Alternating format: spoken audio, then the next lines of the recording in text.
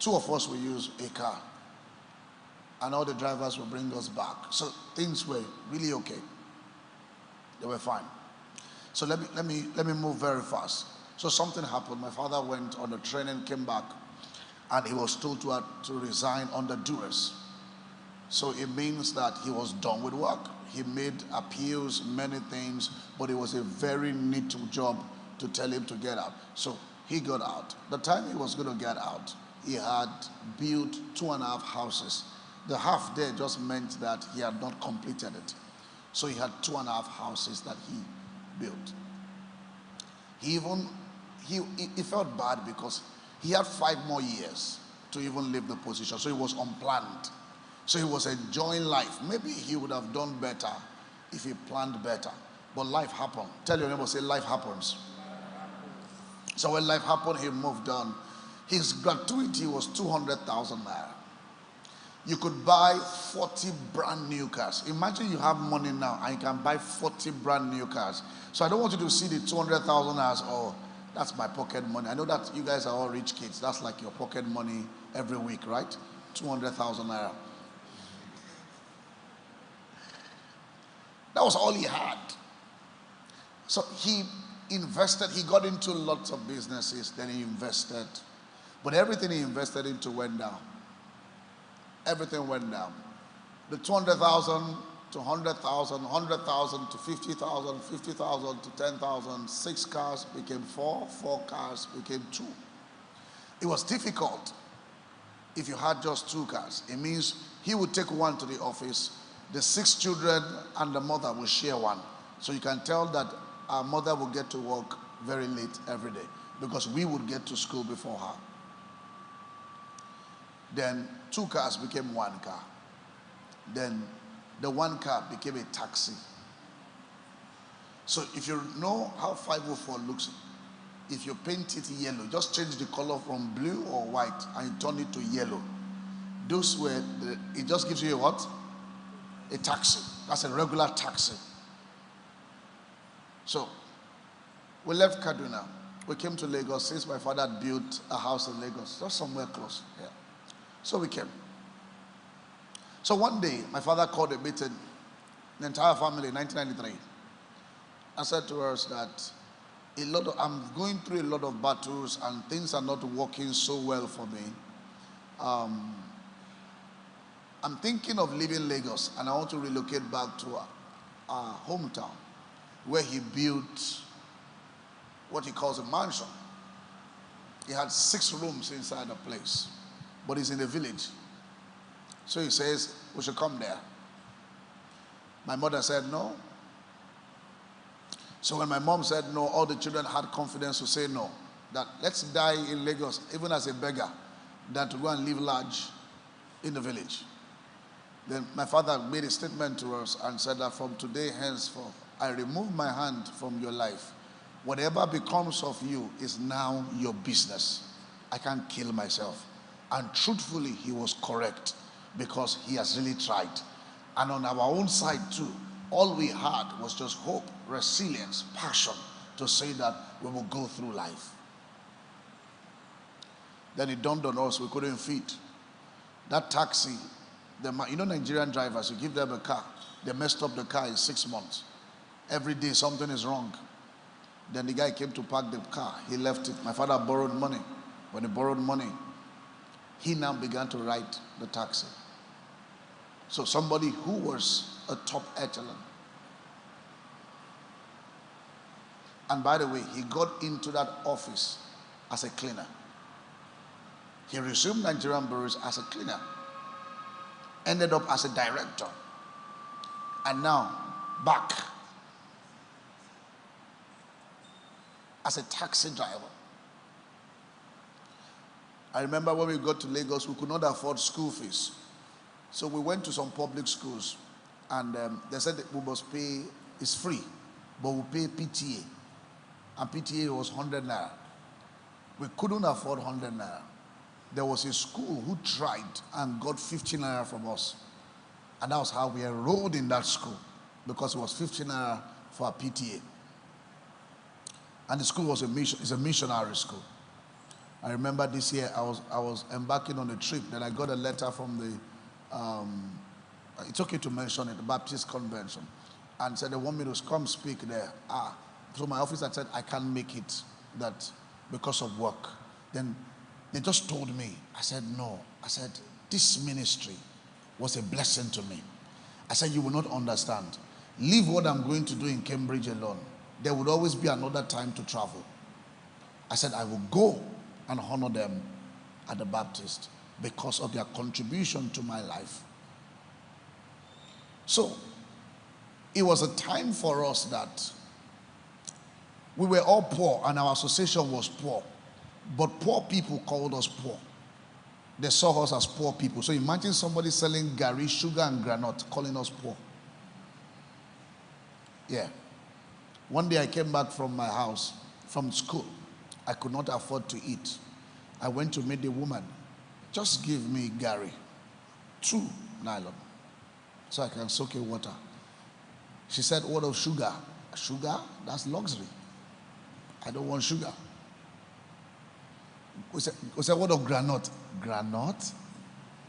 You must be living life to want to take gari with sugar and granite. No. And that was where we were at that time. So she gave me 2 bundles. She said, where is money? I said, oh, when my father comes back, I'll come pay. The woman looks at me in the eye and she says, am I the one responsible for your father's misfortune?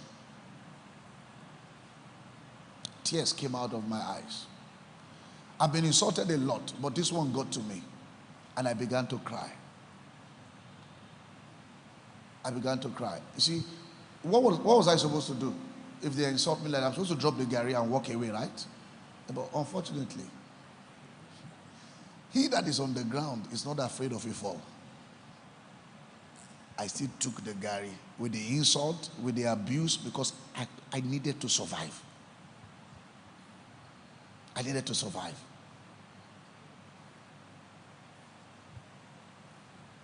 So it was really difficult. It was very difficult. I remember. And so everything, let me cut the story. My time is very limited.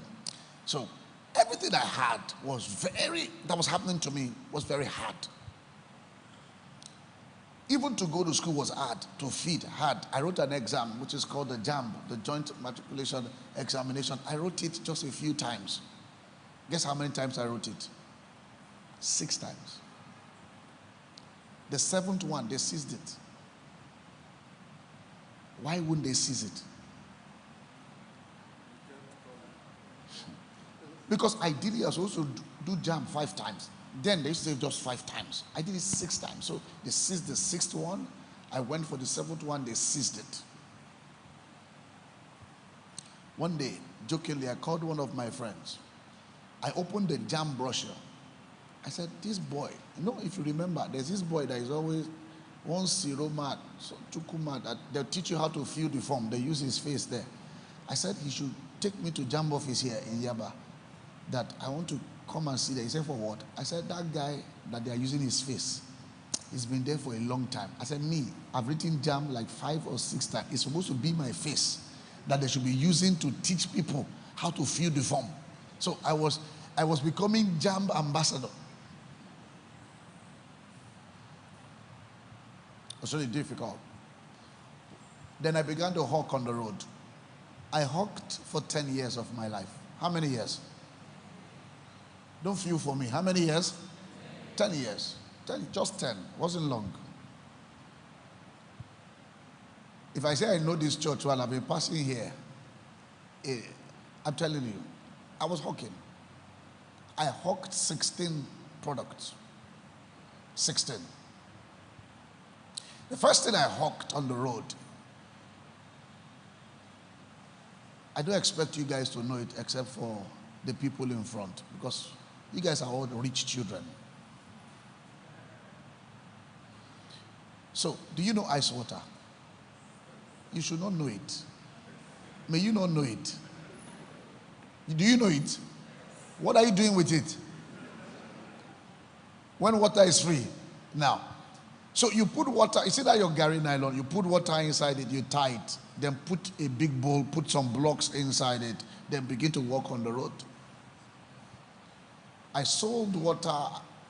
My selling career started in a Papa Wharf as a certified seller. I remember my first day on the field to sell. So one day I was teaching marketing students, one of my MBA classes. I was teaching them. And one of them, one Asian lady asked me a question. She said, where did you learn some of these things you teach us and you bring it alive to us? She said, she asked me that, did you go to the following schools? So she mentioned 5, because to her, she felt that by the way I teach them, maybe I schooled in 5 of the Ivy League schools. Then she began to mention Harvard, MIT, LSE. Mentioned 5 of them. And I said, sir, which one of them did you go to? I first laughed. I laughed. I said, if you knew how people like us grew, you would not even think we went to community schools, missionary schools. Thank God for, missionary schools for free. Maybe it's later that we're now privileged to now start going to certain places and do all of that. So I said to her, personal development. Personal development. One day I was hawking in a Papa Wharf. A man walked up to me. As at that time, he was just an assistant team lead at Nigerian Port Authority. So he saw me. He said, you sound educated. It looks like you went to some school. I said, yes, I'm still in school. I will hawk before I go to school, come back and continue hawking. Right. And he said, no. Where are your parents? I said, my father is fine. My mother is also fine. She's selling. I was like, wow, I feel for you. He said, see me tomorrow morning in my office. I want to help you. So the man says I should get there 9 a.m. As a jobless person, if they give me a time by 9 a.m., what time do you think I should get there? 7. Even if I get there 6, it's not bad. Let the people to open the door meet me there. There was a man in the Bible that he had an ailment for many years. And every time they ask him, why have you not gotten healed? He will say that before he jumps into the place, when the angel comes, another person would have jumped into it. And so he couldn't get his own miracle every year. I said, this man is daft. Every year, not 5 years, not 10 years, not 15 years. And you are comfortable. And you're speaking English. Every time I want to go in, before I get in, somebody jumps in and I just chill. You chill? You see, as the angel wash somebody today, the next time he's coming is next year. So you know, I will enter the water. The angel will meet me there next year. Because my situation is already bad. Do you understand what I'm saying? It's already bad. He will meet me. See, if the angel enters the water, as he shows up, even the angel will shout, Jesus. So the man says I should get there early. I got there 7:30 for 9 a.m. appointment. You know why? Of what use is my destiny if it's just to be selling pure water and be shouting on the road? Somebody says you want to change my life. So I got there 7:30. So when I got there 7:30, the man said 9. I kept looking at the time. 8:30, he didn't come. 9:30, he didn't come. 10:30, he didn't come. 11:30, he didn't come. The man showed up around 2:12. When he shows up, I looked at him. Before he started saying anything, he started apologizing to say, oh, sorry. I said, hold on, sir. Then I prostrated to him.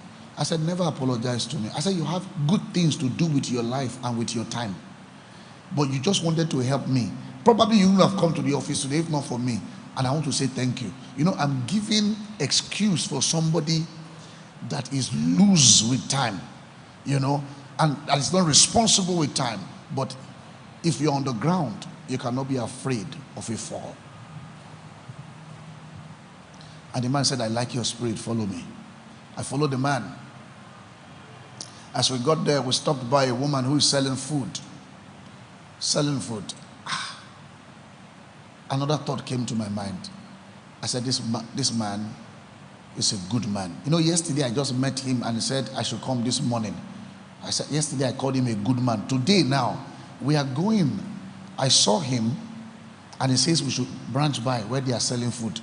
Yesterday he was a good man. Today, he's not just a good man, he's an angel. He's an angel. Who told him I was hungry since 7 a.m.? Then we stood. Then suddenly after 10 minutes, my brain began to speak to me. If you are truly here to be fed, as you got there, they will tell you sit down. But they didn't tell me to sit down. Other customers were coming in and they were sitting down. And I said, what's going on here? Then suddenly the woman came out and said, my customer, long time. And they started talking in colloquial English, what we call broken English. Say, hey, where that boy now? Then this guy responded and said, now him be that. This one go sabi walk, so he responded, he go sabi walk. When he won't start, the man said, he don't come. Then as they were talking, I was like Isaac, that the father took to the mountain of Moriah and he told him that they are going there to sacrifice. See, there's wood, there's every other thing. One thing was missing: the sacrifice, the person, the animal to be killed. So Isaac had to ask the father, should in case it's me you are thinking. So he asked the father, who are we sacrificing here? Because he could tell that it looks like it's a sacrifice. Abraham said to him, don't worry, the Lord will provide. As they were talking, I knew that this man who wanted to help me just wanted to humiliate me. He just wanted to humiliate me. It was bad help. You know, no help is better than bad help. But you can't even complain. You know why? Because he that is on the ground can't be afraid of a fall. So I started my job. As they were talking, one lady came out with Maggie Cube. You know this yellow Maggie Cube coverall? Put it on me and gave me my job description, JD. Very powerful JD. 1, wash the plates. 2, serve the food. Oh, when I said JD, you thought I wanted to say something important, right? Yes, it's still JD. Told me everything. Then I started my career. I started selling. Go and distribute food, wash plate, go back and collect money. That woman promised to give me 10 naira daily. But I never got 10 naira for one day. There's always excuses. Or maybe somebody did not pay complete, or somebody has not paid. So I'll go back home with 5 naira, 7 naira. And I was always angry with that woman. One day the police came, raided the entire place. They said nobody should sell in that place again. I was happy that at least me and the woman, we have now become poor, at least the same level.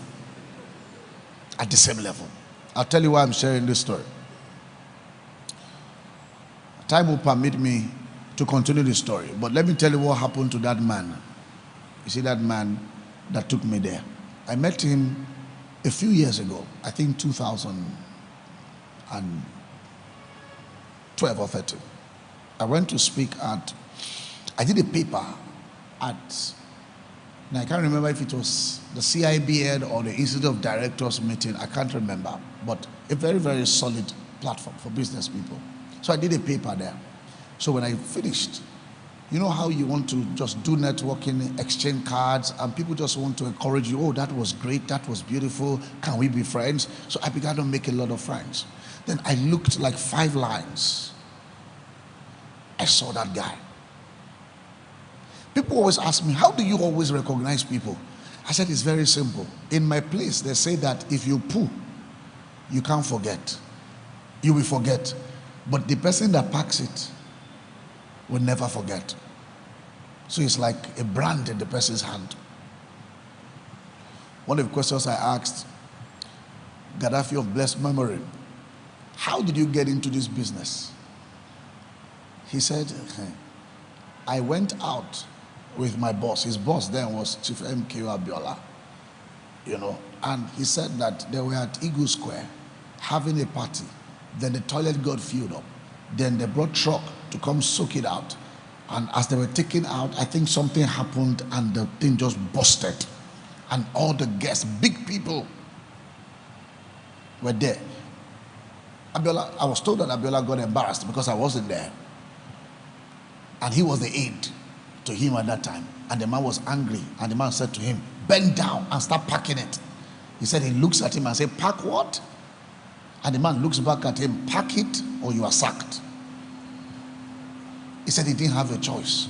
He used his hand to pack what you call shit, feces. He said there and there, when he got home, he cried and he got an idea. The idea he got was very simple. I will start providing toilets for events outside the toilet that they have, which is what built the mobile toilets that we have today. At least in his lifetime, he rose up to become vice president of World Toilet Association. I know that may not sound very nice to you, but I'm telling you that portfolio had a lot of money.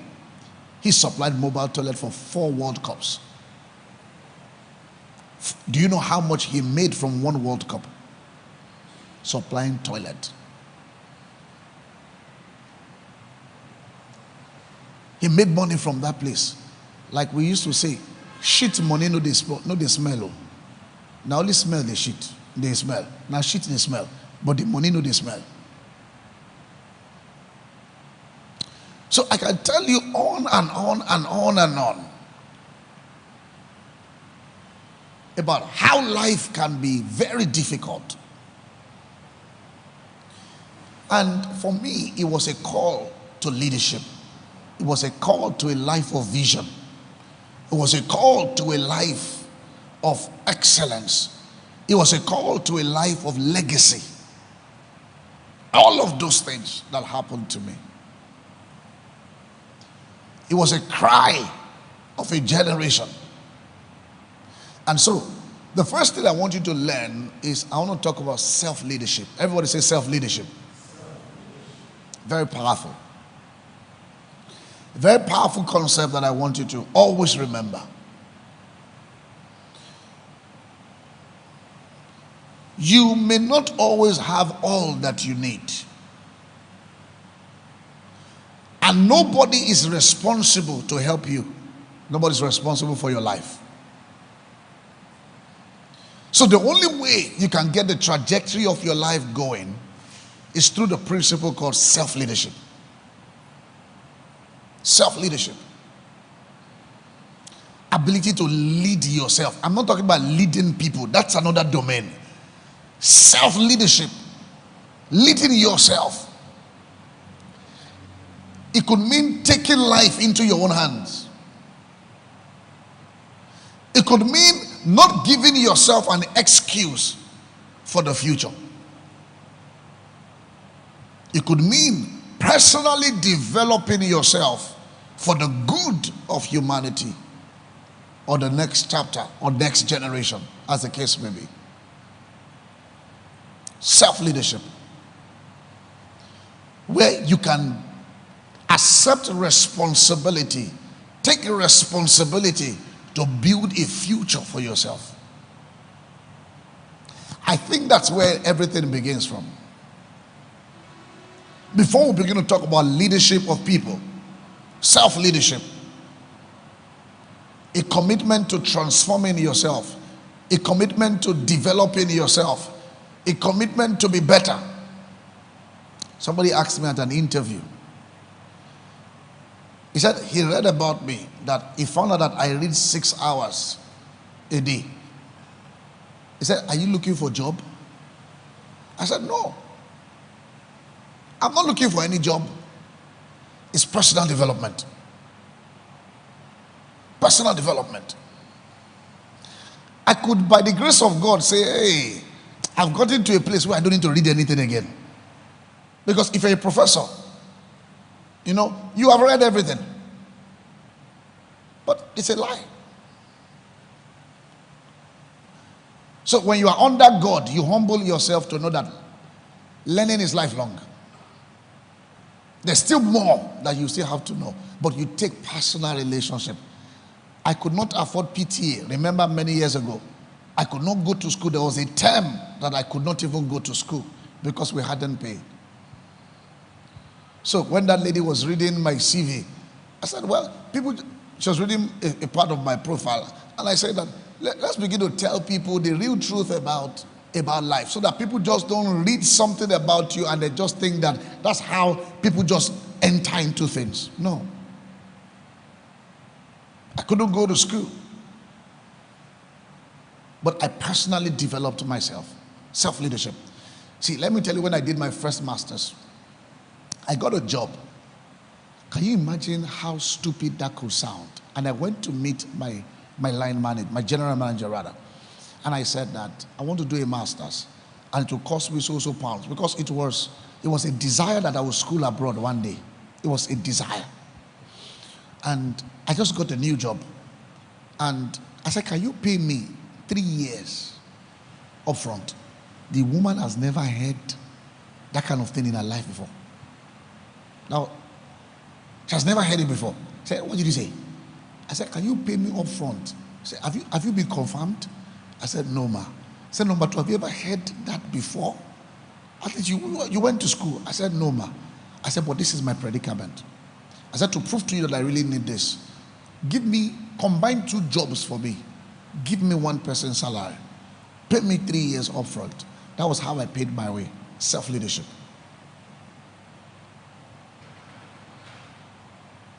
We're in evolving times where things are moving. The things I used to see maybe 10 years ago, a lot of things I see now, they're not the same thing you see 20 years ago. Things have come to disrupt the earth. For example, climate change.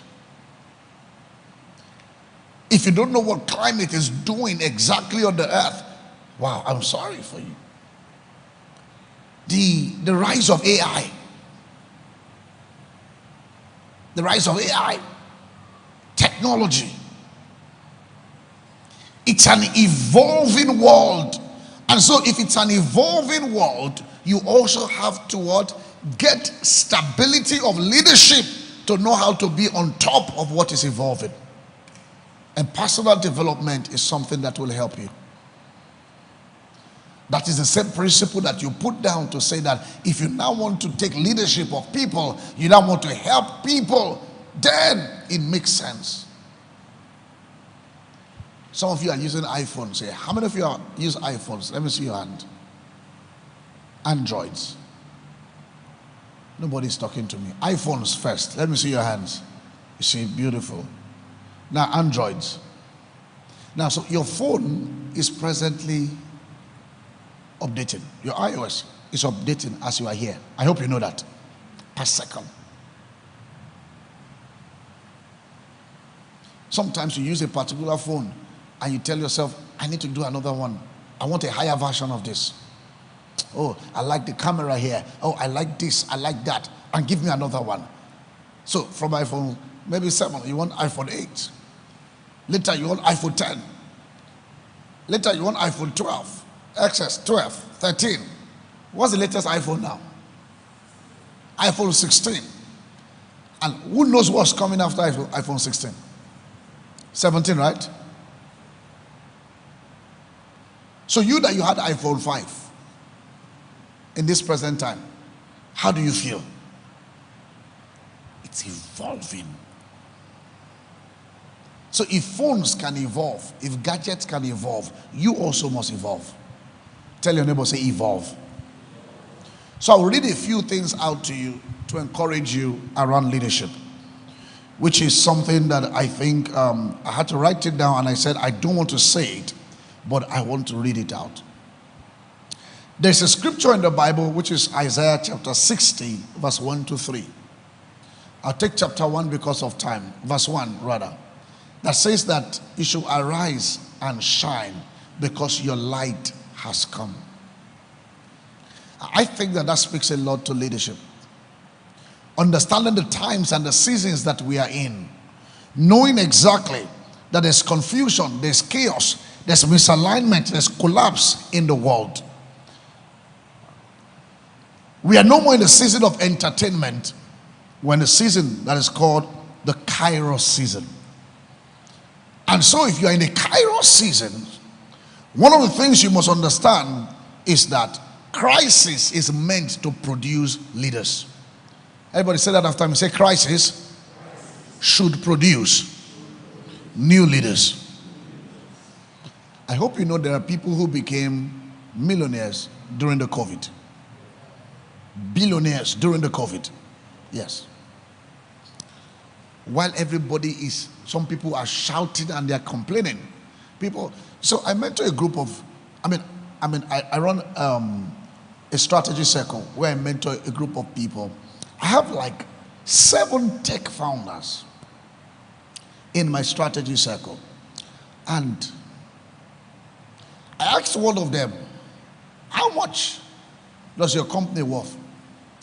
They mentioned figures that you'll be wondering, are you people doing blood money? Because the kind of figures you don't even hear a traditional bank make. So one told me, we do $2 million every month. My brain froze. $2 million? Did you say every 10 years? I said every month. I picked up my calculator because I don't really understand dollars much. It makes more sense to me when I convert it to naira. And that's me. Even abroad, when they tell me this thing is $10, God knows in my heart, I'm converting 10 times 1 7. That's 17,000. 17,000 for a bottle of Coke. I'll check back.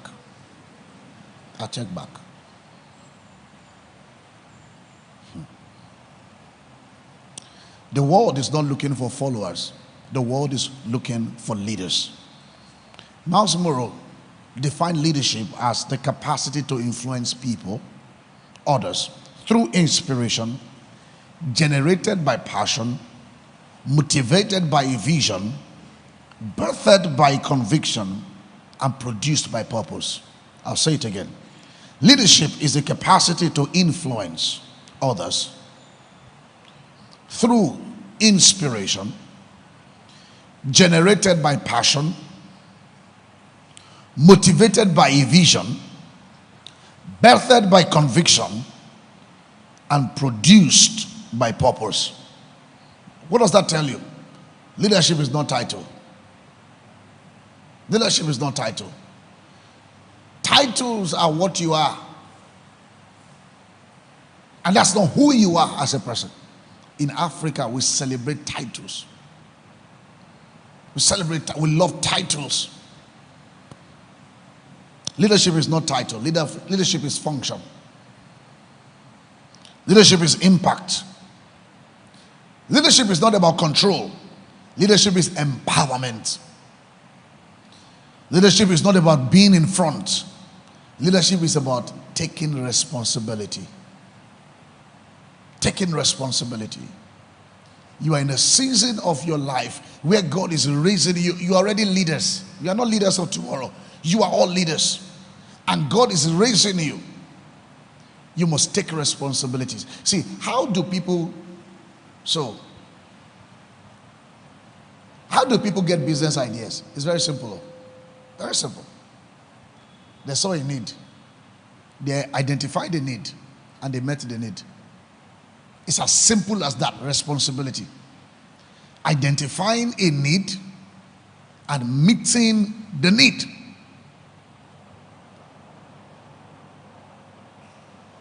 So, if you take responsibility as a young person, apart from it benefiting you, the ideas that come for taking responsibility would be better for you in the future. There was a time I always ask people, tell me the problem that you have. I probably spoke to about 70 people and I'll write it down. Say, my brother, what's your problem? Is there anything you are going through? Not spiritual problem, just life problem.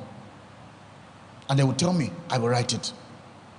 That was how I found myself as a consultant, coaching and doing strategy for organizations. That's how I found myself. I was taking responsibility that whatever the problem of the person who is seated next to me is, I should be able to help the person out. Taking responsibility. He helped me, then he's helping people. I serve on Forbes Coaches Council around the world, and I sit on businesses, this same principle to help. But it starts with taking responsibility. Guys, little things like seeing dirt on the floor and walking past it. It's as little, it starts with little things like that. What's my business? Am I the one that dropped it there? Why can't I eat? You know, one day I was driving. I've stopped it anyway. I was warned. I was driving. I saw a man in a Range Rover Sport. He took ice cream. You would have thought somebody inside that car, you know, as beautiful as the car is, you would have thought that the person inside it should be more beautiful or should have brains. But for me, contrary was the case. He took ice cream, wound down, and threw out the stuff. It was a VI. I went after him. Like I said, I've stopped it. And I parked in his front. He even thought I was an armed robber. I picked up the nylon and I gave it to him. I said, sir, it's not good. The man could not believe it. I'm sure he was just looking at it. So you just wasted your time, wasted your fuel, and all you want to say to me is to give me nylon. And do you know why I did that? There was a child in that car. I needed to correct something about the future. It wasn't about the man.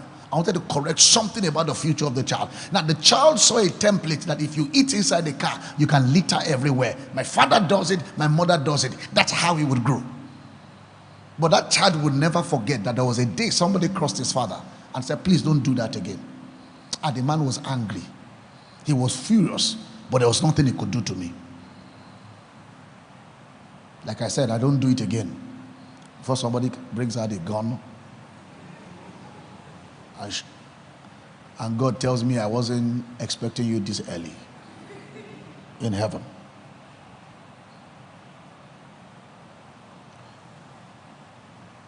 Leadership. Let me share with you some stories of people who took leadership in the Bible. My first case study is Joseph. Joseph is a blend of vision, blend of integrity. Joseph is a blend of influence according to the scripture. How did he start? Ideation. He just had an idea. Started with an idea. Beautiful idea. Then began to talk about his ideas to people. He was doing A/B testing, sharing his ideas, shared it with the wrong people, shared it with the right people, and he was talking about his business. Later on, Joseph ended up becoming a strategic advisor, a government leader. And it was very simple. He just took ownership. He was just responsible. Say it loudly. Say, I would be responsible. Say it one more time. Say, I will be responsible. He was just pursuing purpose. He wasn't chasing titles, chasing money. He just followed purpose. That's all he wanted to do. A good example again in the Bible is Daniel. Daniel, good man. Every president that ruled, Daniel walked under the person. Daniel walked under the person. To the extent that they changed his name to another name because of his nature as a person. He consistently created credibility. Some of you are into business. Are you selling the right things? What's your profit margin like? Are you into business because you love people, or you're into business because you want to make money? Listen, either ways you must make money. But the first thing is that you must be able to love. And love is very powerful. If I get a bottle of water is how much now? 100 naira, right? 200. Okay, it's 200. And I sell that bottle of water to you for 10,000 because I know that you are thirsty. and you are desperate. I could sell that bottle of water to you for 500 out of love. I still made profit.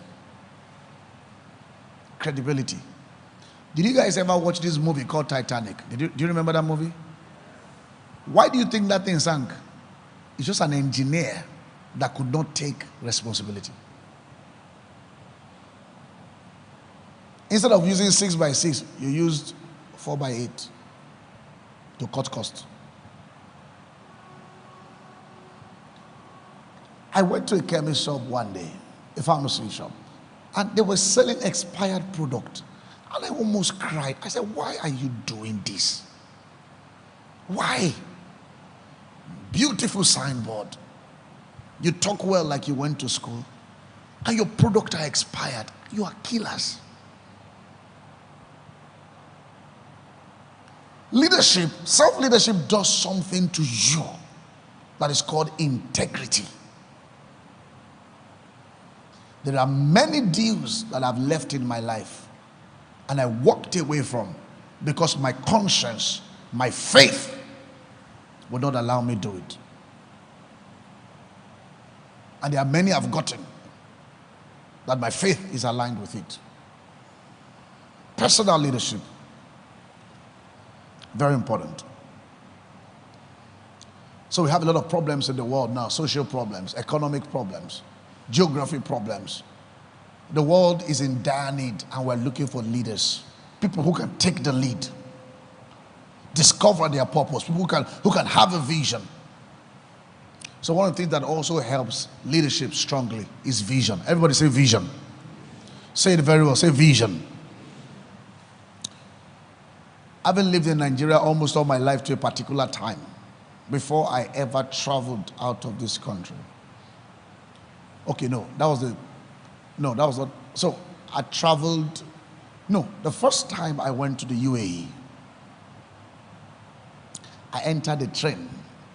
I went to Palm Jumeirah, I went to Dubai, and I ended in Sharjah. Then in Dubai, I entered a train. Do you know I was scared inside a train? Because the train that I've seen all my life is different. I saw a train, I saw things walking. There was a particular building that I stood, and you'll be seeing, it was 3D glass. And you'll be seeing every other person walking downstairs closely to you, and the cars, I don't know what they call that place. And you will be scared that you're about to fall down. Because as you are taking the next step, you are matching somebody's head on that 3D. Then I saw a politician celebrated in Nigeria. We entered a train and he was behaving well. When we're going to come down, everybody filed down. This politician filed and was behaving like a responsible person. Yet in Nigeria, he was causing trouble in the House of Rep. You know why? Because he feels that this is a system that has order. Let's behave like that. When we come back to Nigeria, Nigeria is no man's place. So I always tell myself, when our leaders travel, don't they see? You can see systems working, transportation system working, electrical system working. Don't just come back like you had vacation. It should do something to your mind to tell you that that's how to fix our nation. That's how to fix our nation. I sat down with the Minister for Artificial Intelligence in Dubai at a particular year. The entire UAE. That chap was 27 years old. How old? 27. Sorry, did I say 27? I beg your pardon. 17. Not 27. 17. Minister for AI. At that time. I asked the person that was going to introduce me to him before we saw him. He said, because it's a lifetime position. He would need to be alive to see how the world will evolve in the next 70 to 80 years. So we don't use old people for such, leadership. Leadership.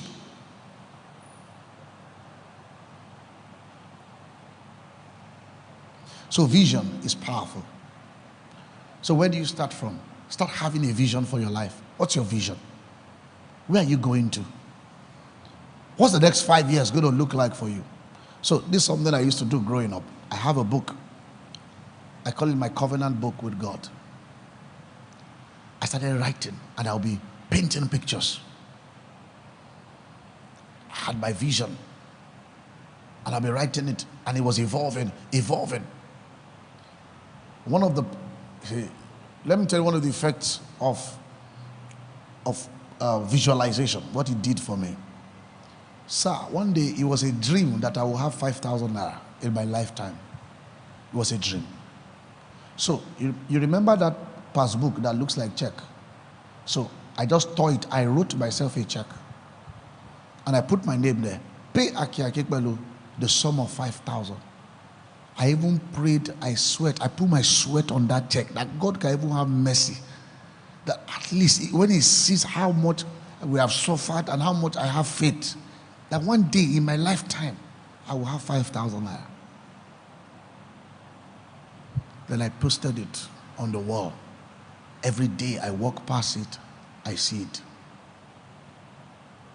But one day it happened. When it happened, I removed that one. I wrote another one, 10,000 naira. And when the 10,000 came, I said, no, I'll be a fool to write 15,000.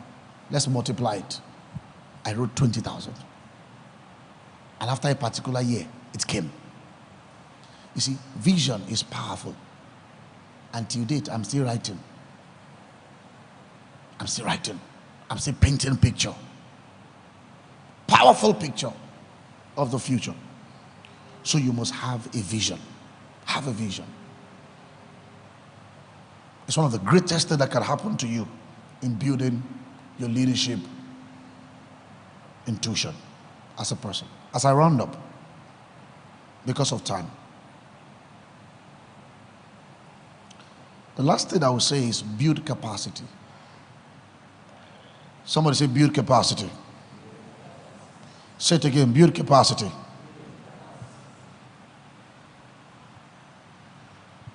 Character also comes with it, but let me talk about capacity because I think both of them go hand in hand.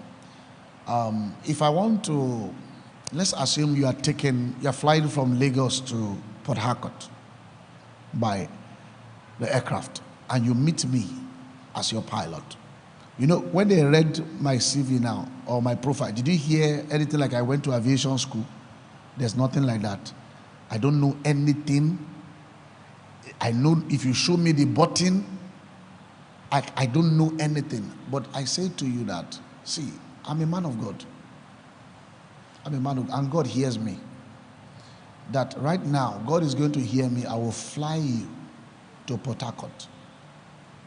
You know, and you do some spiritual gymnastics around it. Will you enter the aircraft? So suddenly you guys are betraying me. So don't you believe I'm a man of God? Yes, now. You go and wait in Port Harcourt.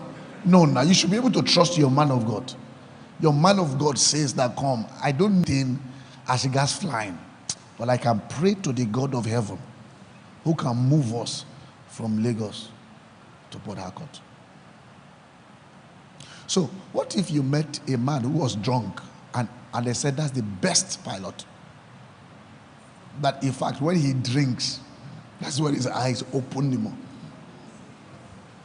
As a heavy percentage of alcohol, will you enter the aircraft? And the man enters and he came to sit down by your seat and is asking where is the cabin button? And they said, no, you are not even in the place here. He said, I'm not there. And the man struggles. And then I take him there. And then I said, this is where you are supposed to sit. Say, will you stay in that aircraft? You won't stay. You know why you won't stay? Capacity. Capacity. When you grow capacity, the world will look for you. People will look for you. Build capacity. This is the time where you need to stretch yourself. Like I said, a lot of things are evolving. Make sure you are on top of what is evolving. I'm on a course now on AI. I'm studying artificial intelligence. I'm studying it for 6 months because you know why? I want to be. And I think you guys have better advantage than us because these are things that you know. You don't need to go to school to know this thing. Me, I've read it many times. I don't understand it. So I had to go so that somebody can teach me. These are things that you guys know on your own. Please take advantage of that. I hope with these few points of mine, I've been able to help you a little bit, understanding why leadership is very important for you in this evolving world. I will be willing to take questions if you have. Thank you very much for listening to me. Thank you very much, Reverend. Thank you. Thank you, our MC. Thank you so much, sir. You've not only poured into our minds, you've poured to our spirits. Thank you for reminding us that leadership is not only about position, it's about influence, it's about impact. Thank you, thank you, thank you. Now to the question and answer section. Do we have questions? Please, this time around, if you have questions, try to raise your hand as early as possible. Do we have questions? Does anybody have questions? Oh, you are trying not to ask questions, so you can leave early. Please, if you have questions, can you raise your hand? 1, 2, 3. Okay, so 3, 4. 4. That's all right? Okay, thank you. Let's start from you. It doesn't matter. Okay. Thank you, sir, for the wonderful lecture that we just had.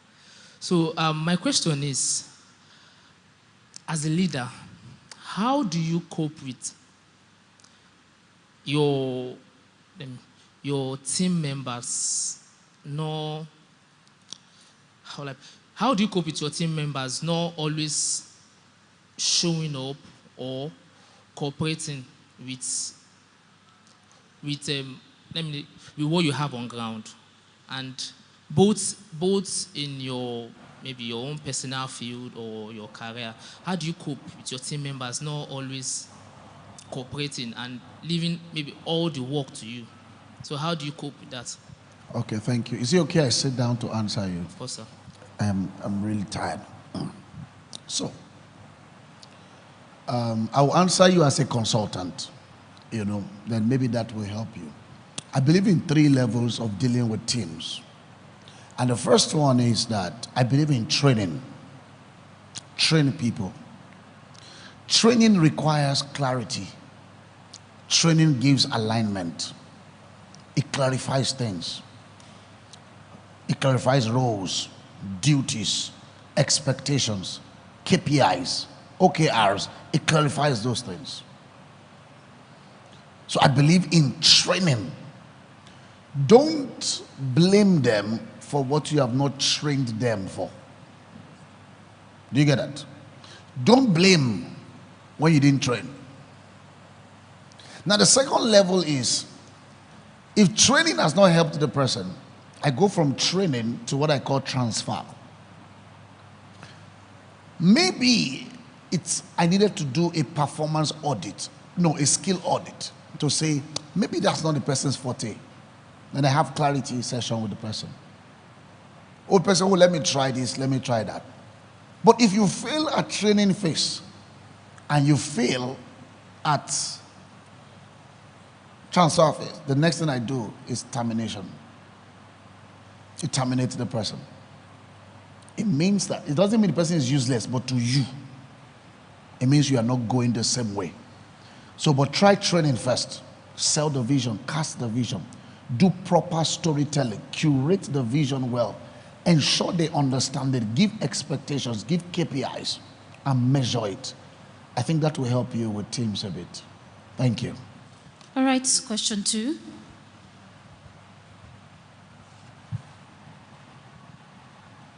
Praise the Lord. Good afternoon, sir. Yeah. So my question is, you made mention of having a vision. Now I want to ask, how do you go about having a vision. That is one. And in a situation whereby you have a vision, for instance, you have a vision to become a lawyer, and you're trying to apply to enough institutions, and they're like frustrating you. How do you go about that? And my last question is, how do you build capacity? I don't really understand when you talk about the word building capacity. Vision, right? To capacity. So I will say this. When you say they are frustrating you, please sit down, sir. Is it a question that you didn't pass? Then you're not saying they are frustrating you. Did you pass?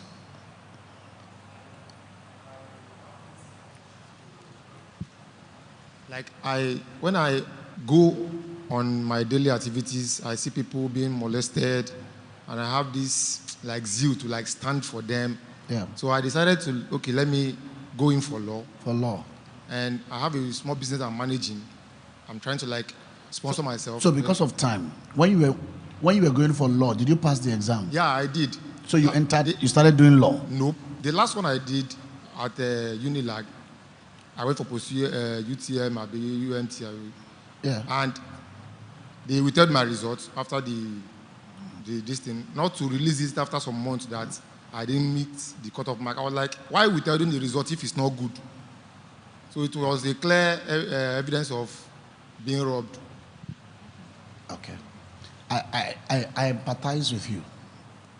You understand? Because it's a journey that I've been through, like I said. But let's call a spade and not an agricultural instrument. You didn't pass. You are the one saying you passed. You are the only one that knows that you passed. And it is true, it could be true. But to them, on their system, you didn't pass. Sir? Okay. Hit my chest that at least I scored 30. Sir, you can't mark your script. You can't mark your script. Are you with me? You are the one that thinks you passed. Don't worry. And God knows, God sees your heart. But in the system, you did not pass, sir. See, I just want you to accept that. You see, acceptance will help you. So that you will not be angry over what you're not supposed to be angry. I can see that you are angry at there. You should not be. See, I wrote jams. How many times? I told you here now. I could tell you I passed now, but they did not take me. Abi, if somebody who scores 235, he did not try. 235 that time. But they didn't take me. If they didn't take me, that means I didn't pass. So, sometimes it's not that you don't know. It's just that you don't know enough. You understand? You don't know enough. That's the problem. I could as well be carrying the badge up and down. They don't like me. I wanted to study medicine and surgery. I wrote jam many times. They don't like me. I will not tell you that. Some people, how did they pass them? People who don't know anybody, who didn't pay any money, they wrote the exam too. And maybe in their heart, they thought they even failed. They now saw their result, they passed. My brother, just try again. Just try again. God sees your heart. But try again. How do you develop a vision? I will answer you from two areas: spiritual perspective and secular perspective. Spiritual perspective, your vision comes from God. Are you getting me? And the reason is because God is your creator. The one who created you is the best person to tell you the reason why he created you. Does that make sense? So if I create this bottle, I know the essence of this bottle more than any other person. If I create a biro, I know what biros are for. But you can look at the biro and use it to open 3 crowns or pick milk. I don't know if you do it. I used to do it. Then you would have said a biro is opening tin milk, but that's not the reason why it was made. It's an abuse. So when the abuse of a thing is not known, what do you say? It's inevitable. So you go to God and ask God, why did you make me? Why did you create me?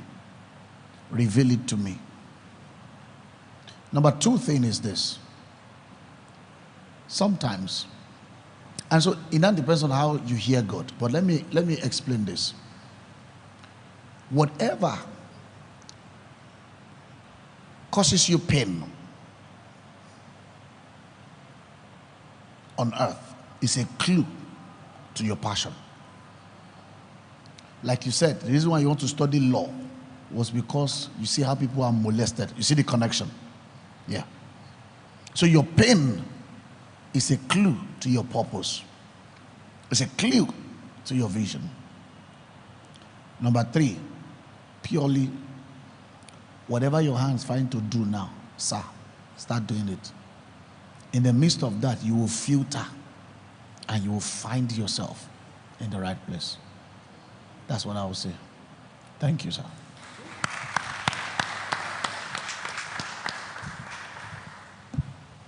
Okay. Good afternoon, sir.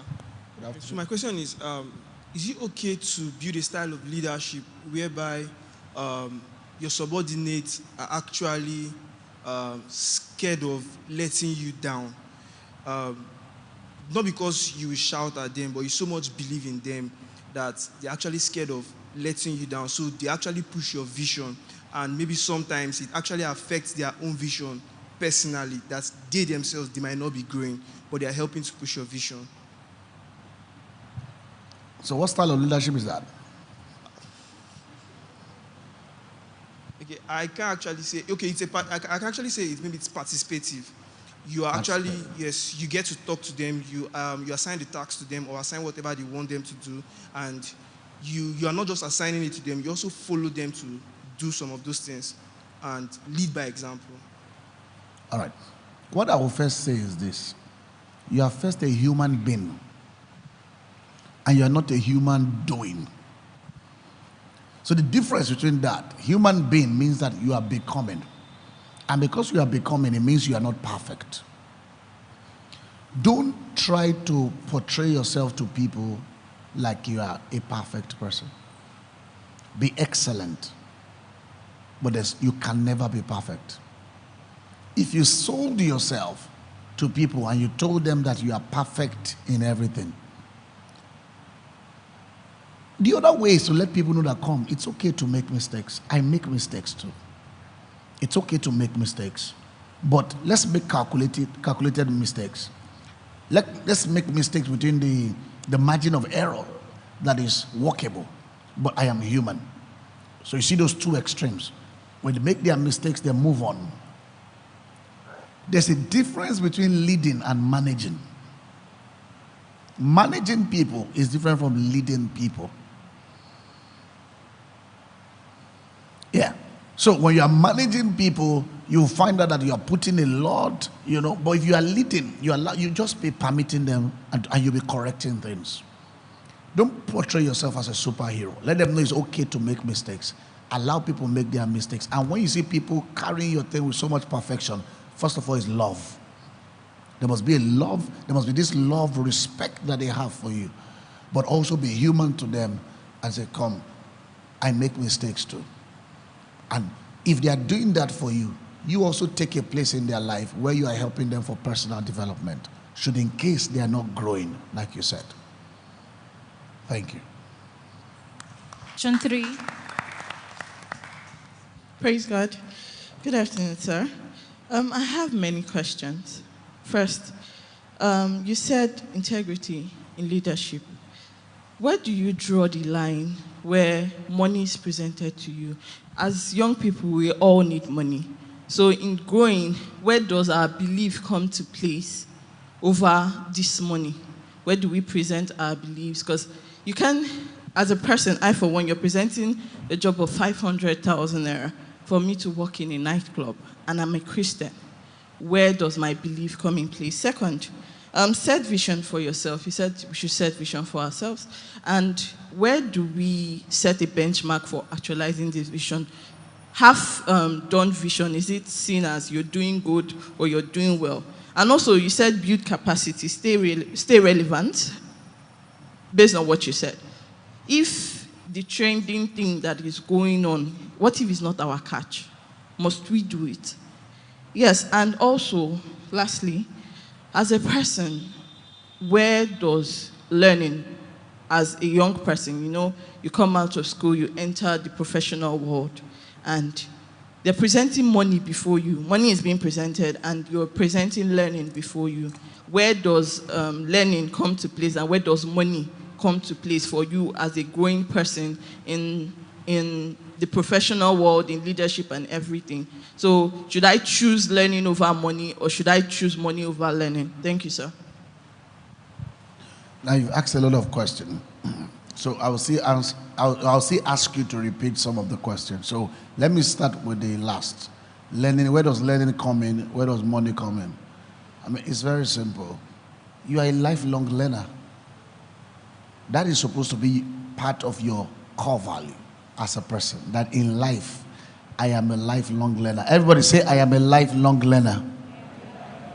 Say, I am a learner for life. The day I stop learning is the day I start dying. So I will keep learning. So it's not an issue of, it's a personal core value that you must have, that you are a learner. As I'm seated here, I'm learning from you. We learn everywhere. We learn. You can never get to a point where you will say you have finished learning. That's where people plateau. I see people plateau in life, and that's why they can't change levels. There are no new things that happen to them. They don't get better. Why? Because they've stopped learning. The day you stop learning is the day you start dying. Money case. You see, money is simple. She has taught you a lot about that. Money, see, if you understand how principles work, money is easy. It's not a big deal. In fact, I think you fight more battles when you have the money itself. It's when you don't have it that I'm telling you. So money is easy. So learning, you can't compare learning and money, but money is good for you. You need money. You want to take care of yourself. You want to afford your basic needs. You want to be able to protect your family. You need money to do that. But a time comes in your life, you ask yourself, at this point, what I need, is it learning? Do I need to sacrifice money to learn some things? Or I should make money and not learn some things? You see, one day, one of my mentors, he came back from a trip. He said that happened to him in the 80s. He came back from a trip with bags of food, 4 bags of books. And it was the first time somebody would go to the US in their family. So he came back. The family, they were excited to see him. They opened the first bag, books. The wife said, it must be the second one. They opened the second one, books. They opened the third one. They saw the receipt that it was $2,500 that he used to buy books. That's buying books worth almost $4 million. At once. Not in a lifetime, at once. Then they said that last bag, they have seen all the books. That last bag, that's where, first time in US, you go to shopping, you bring clothes, when they opened it, sir and ma, they saw books. The woman said, what else? The man said, nothing else. Said, how can you say nothing else? The man said that if we learn everything in these books, the chocolate you wanted me to buy, what we learn from it will produce all the chocolates all our lives. You pay today so that you can play tomorrow. If you play today, you will pay tomorrow. Yes. So there were times in my life that money was very important to me, but I took my learning very serious. And guess what? It was able to accelerate things for me. So check where you are per time.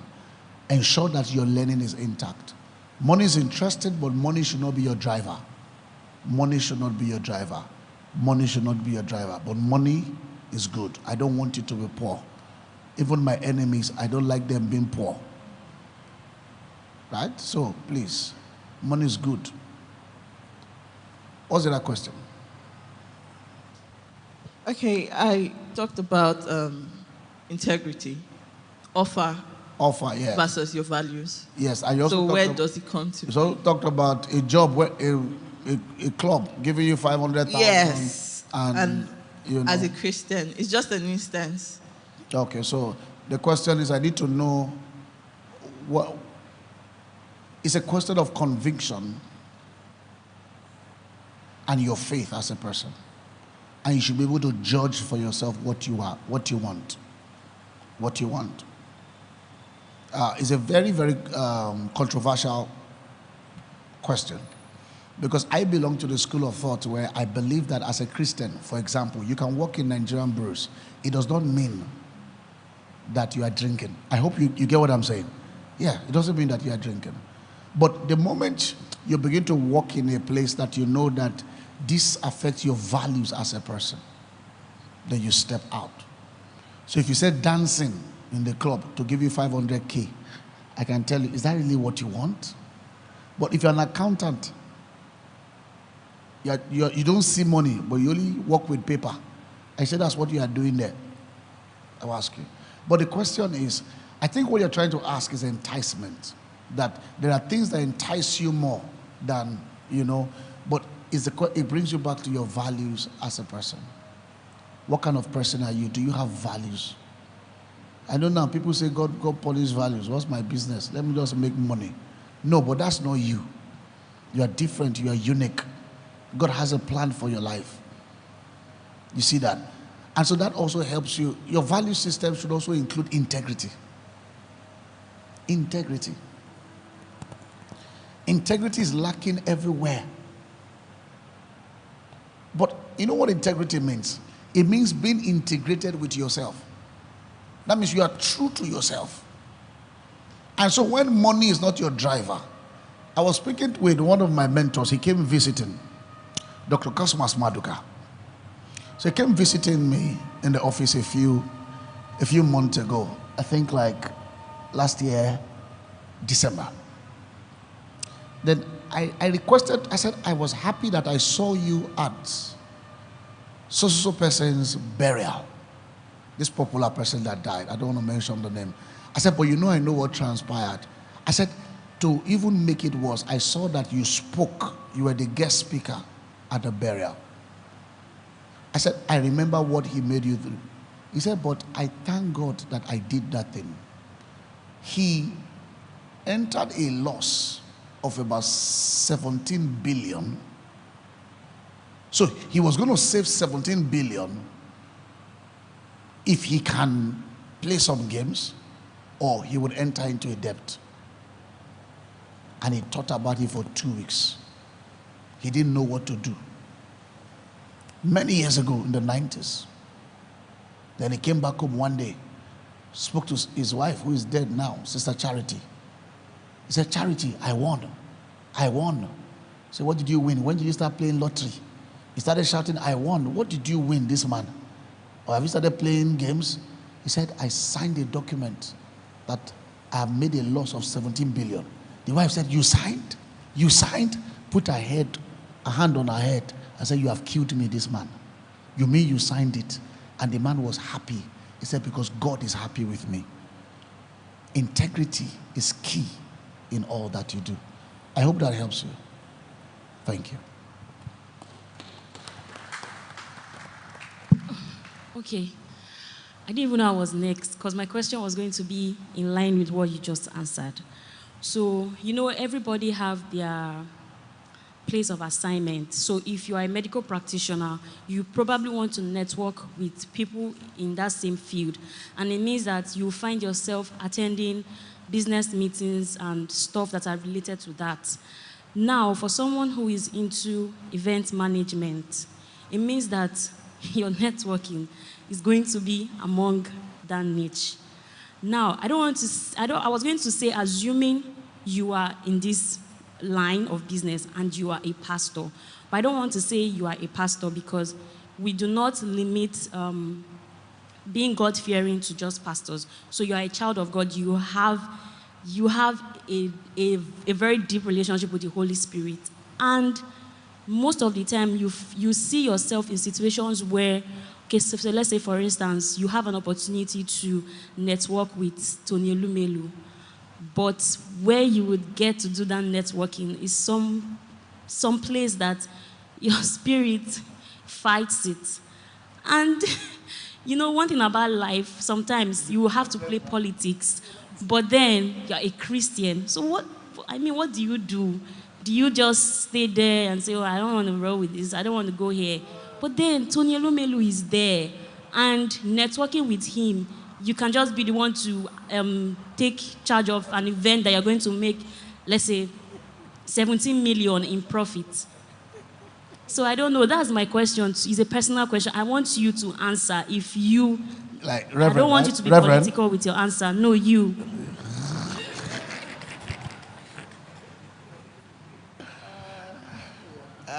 You see, there are some things I can't say here. There are some things I can't say here. Because for the purpose of respect to beliefs, ideologies, you know, because I don't really know. But it's a very, very control. I taught, the second place I taught this morning, I spoke about the systems of the world and how it is being governed.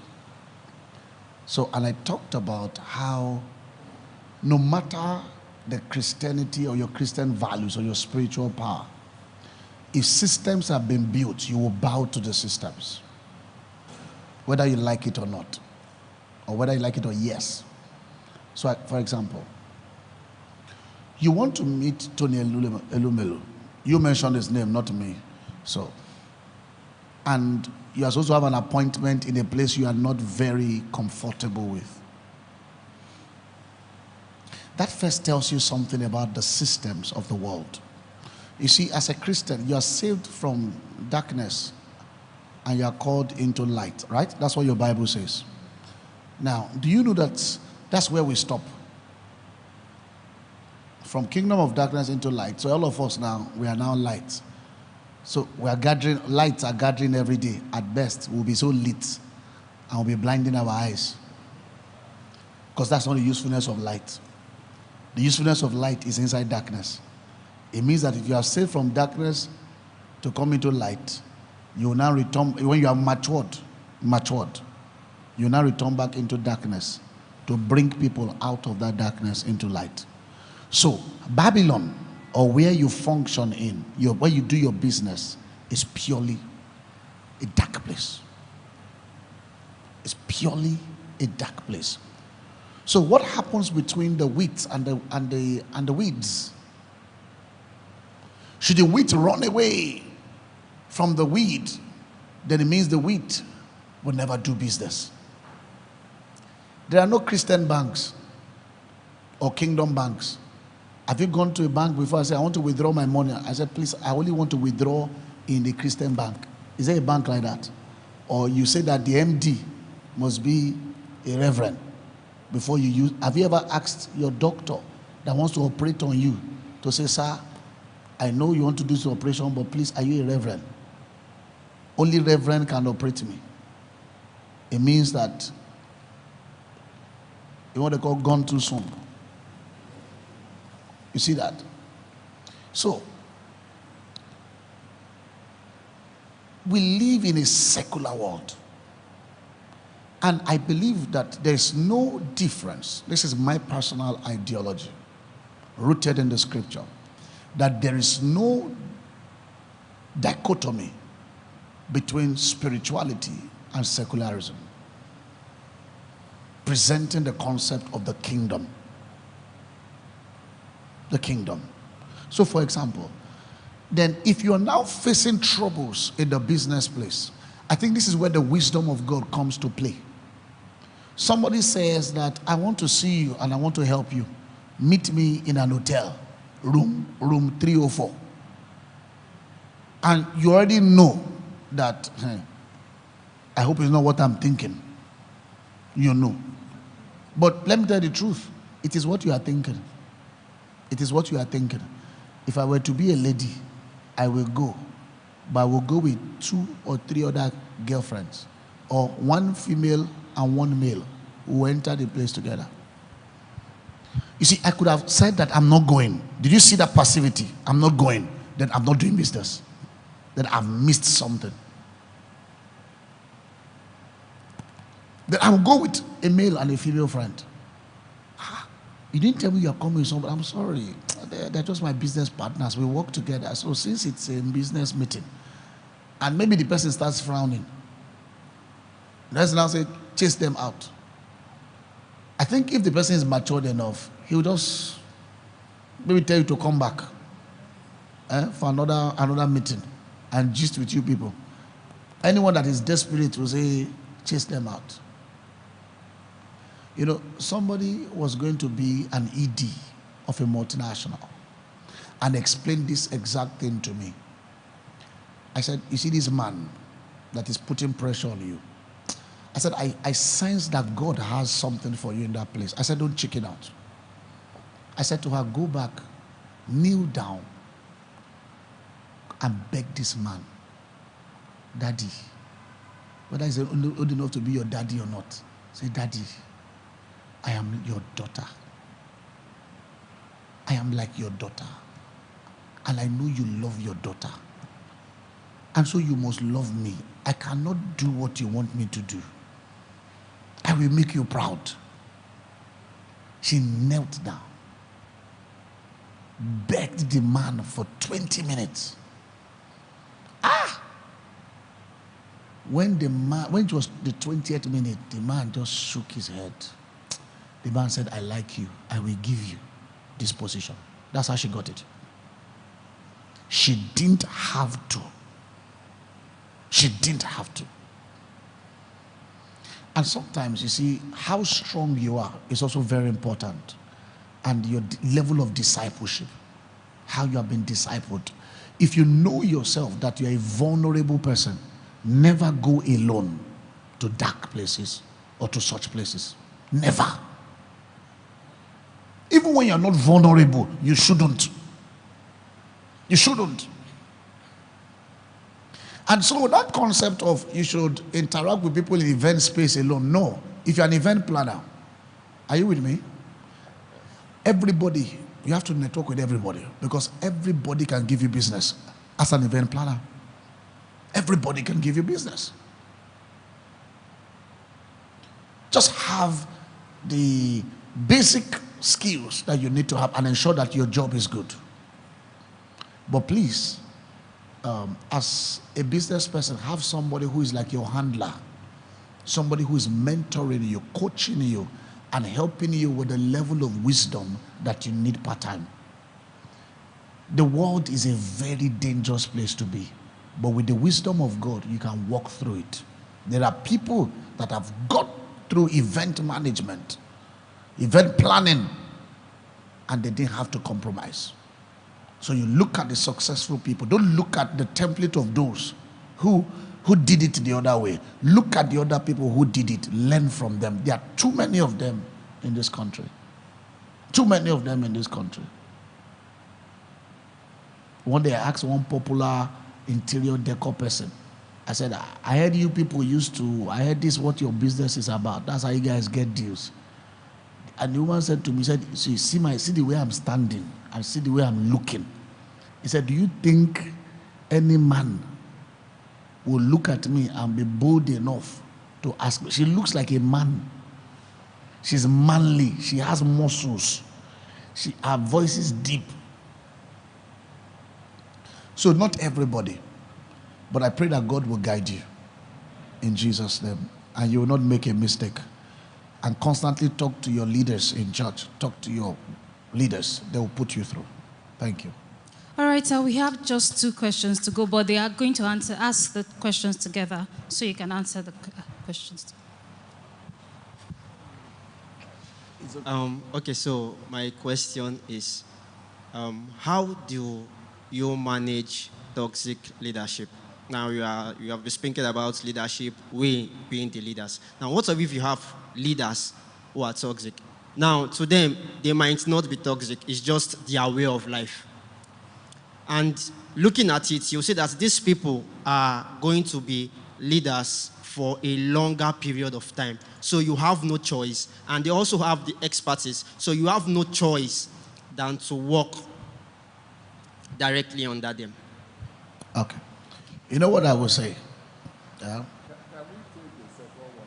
Okay. so that we can finish up. Okay, great. Okay, so can we take this? Good evening, sir. So my question is in line with leadership. And it still has an interplay with the systems that you said that governs the world. So I believe, or my definition of leadership is, you believe something, or you have a vision, that someone gives you something called loyalty. The person believes in you. But we are in a failed system whereby people are not interested in that leadership. They are incentive-driven. They don't want to believe whether you believe the vision or not. Just pay me and go. And that's what I'm facing in my company right now. Nobody wants to believe that thing. Just pay. Even based on self-leadership too as well. Before you have that conviction to lead yourself, you have to erode that failed mentality, that system whereby you recognize that you can actually do it. So how do I position myself in, how do I put it, in that place whereby I believe that, okay, yes, I've believed this thing, and I can actually give you that conviction too, to believe it too, aside the paying you for anything. I don't know if my question is clear. A little bit, but I may, if I answer, if you are not good, you'd let me know. Is that all? Okay. So let me start with the man there, the toxic leadership. And the person is going to be there for a long time. It means you're going to serve the person for a long time. You see, in leadership, we always say, situational leadership, we always say that, learn the management style of your boss. It's not your boss that will study your own style. You are the one to study the style of your leader. And let me tell you, the person you call toxic can actually be toxic. But I don't want to know how big a padlock is. There's a key that can always open it. Do you agree? Most times the keys are always smaller than the padlocks. You don't need too much to open the padlock, the right key. And so you must be able to study to understand the person and get the right key. When you get it, people can say that that person is toxic, but you can be experiencing something else. I'm telling you. So take your time, study it. Study it. There is a key. There is no padlock that does not have a key. So you find it. It's also a place of growth for you, a place of testing, a place of maturity, so that in case you meet somebody like that in the future, you would have said, no, if I can deal, you're like David. If I can if I can help the sheep from the lion inside the wilderness or in the farmland, then who is Goliath? So I think you should study it, particularly because you stay with the person for a long time. But if it is now affecting you mentally, I would say retreat. Check out. Check out from the place. It's not worth it. It's not worth it. Then I'm back to my brother there. Who asked the question there? Oh, yes. You're asking a question about selling your vision to people, right? So it's storytelling. In media, it's called storytelling. Many times we tell people things, they don't do it. Like I was saying, train. Now I'm using the balance. Tell stories well. Your vision must be told properly. You must be able to cast the vision. In your head, it's only you that the vision is clear to. When you are getting another person to understand it, you have to tell a proper story, proper vision casting, so that the person can understand. Then how do you know the person understands?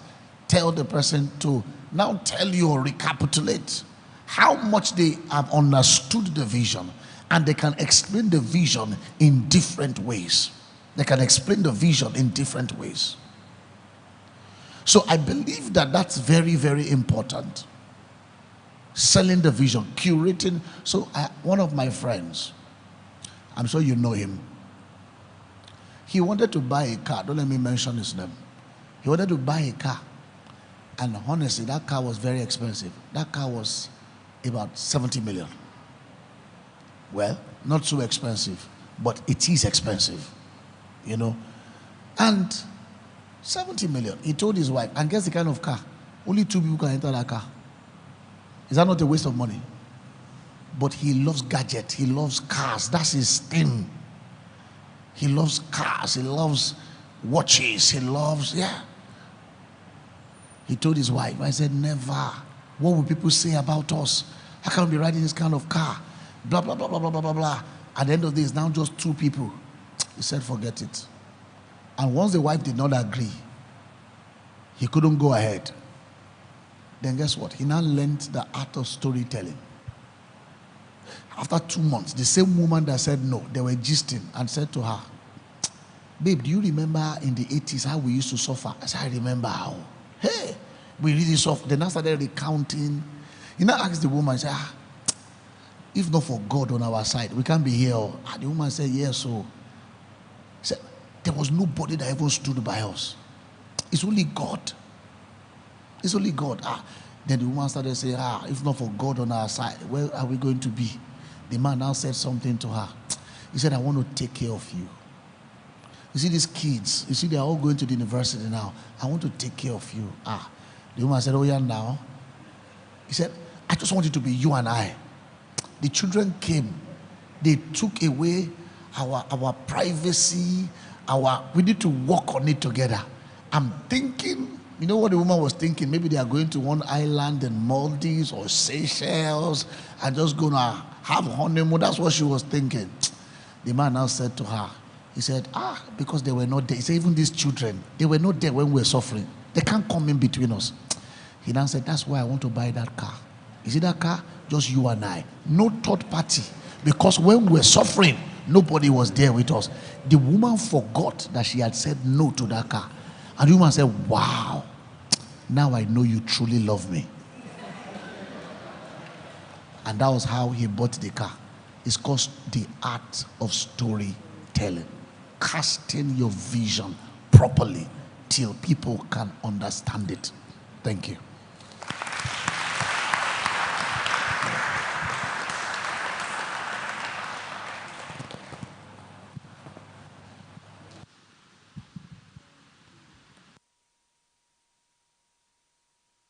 Right? Thank you so much. Can we celebrate him once again?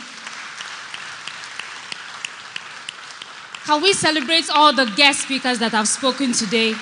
I believe we can all agree that this is a masterclass that some people pay money for. And we are here. We are listening to all this. Can we celebrate them once again? Thank you so much. God bless you. God bless you. God bless you. In Jesus' name. All right. If you are tired, shout hallelujah. Tired is not supposed to be in your dictionary now. Okay. So if you know you have learned something and you are not leaving here today the same way you have come, can you wave? Now the second category. If you know that the things you have learned today, you are going to go from here and execute them, can you wave? So beyond this, we need to put systems in place because there's a way you can hear this and after you leave here, Oshodi, you forget everything that you have learned. And when you get home, it's just the same way again. So learning does not end here. We should set goals. What are the things I want to achieve? How do I want to achieve them? You want to be a better leader. First, you want to build self-leadership. You know that it starts from what he said, like throwing things on the floor. You know the bad characters that you have, and you know the things you need to work on. She has spoken about entrepreneurship. Now, for the person that asked about events, something earlier, she's into events planning and management, and she shared a story with us. So please, I want you to take these things and work with them. You know, one thing that amazes me, these people, I always look at them. Years back, when they were growing, they had colleagues, they had people who looked at them and then, okay, they were just usual people, normal people. Nobody knew that one day they would become this. So you don't know who is beside you. You don't know what you are even capable of becoming. But everything lies in your hands. Not even God, because we are humans. In my language, as humans, it's called enino. That means we have the ability to choose. So it is up to you to decide if that thing that God has put inside of you, you are going to become it or not. So I don't end up doing masterclass again. We have come to the end of this program. We have come to the end of Maximum Impact 2025. And I believe that we have been energized, we have been elevated, and we are going to leave here and become leaders. Because we are not leaders of tomorrow, we are already leaders. So, we have a little presentation to make to our guest speakers. I'll hand over to the president to do that. Thank you.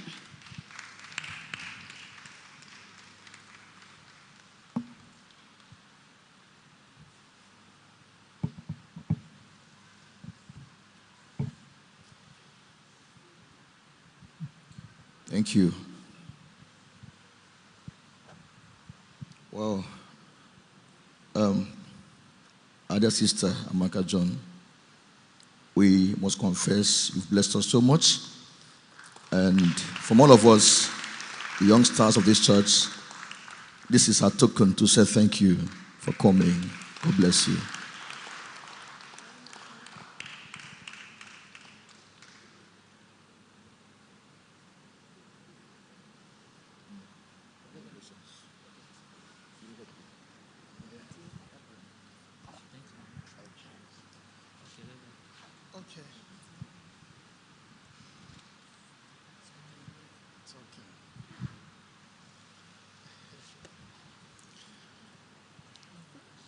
Professor Akin, please, can you come?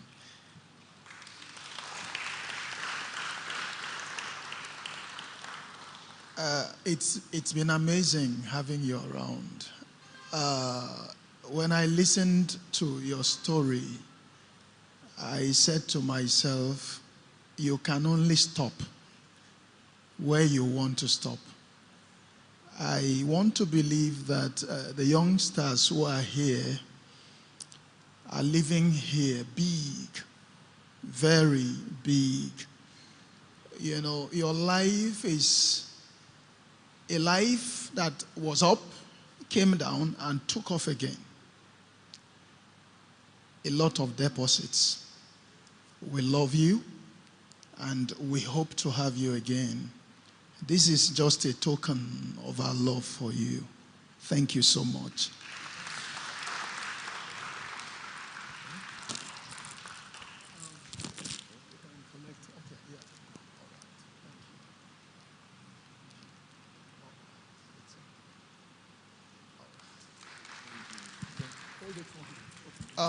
This is the Holy Bible.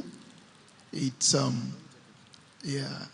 you can see the building in here, the building of the church.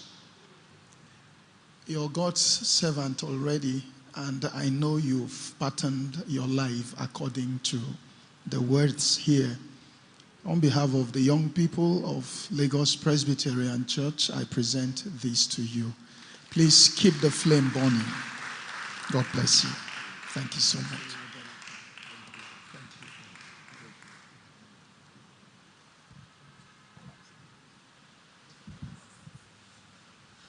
Okay, to the last thing on the order of program, I'm going to welcome the CPC of this event, the CPC Pipe and CPC, to give vote of thanks. But before I go, once again, my name is Oluwafmibi Akingbeni, and it's been an honor doing this. Thank you so much.